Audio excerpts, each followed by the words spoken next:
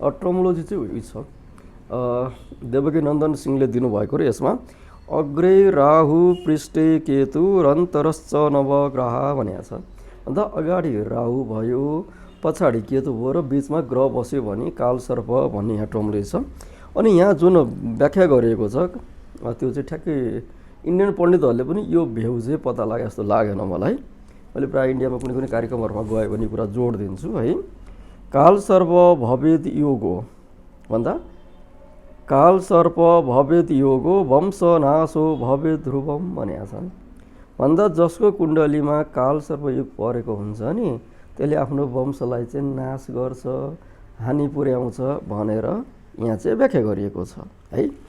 अब कालसर्प योगले अब देवकी नन्दन सिंहले चाहिँ भने होइन अलिकति यसले त अप्ठ्यारो पार्ने हो कि जवाहरलाल नेहरू जस्तो मान्छे, मोतीलाल नेहरूको छोरो है, त्यत्रो एलिट क्लासको मान्छे, यो पनि दुनियाँ लफडा झेल्नु पर्यो भनेर अलिकति दुःखद हो कि भनेर चाहिँ उनले जोडेका छन्। अब हाम्रो तिवारीजीले चाहिँ अलिकति वंशलाई पीडा हुन्छ भन्ने शब्द प्रयोग गरेका छन् है।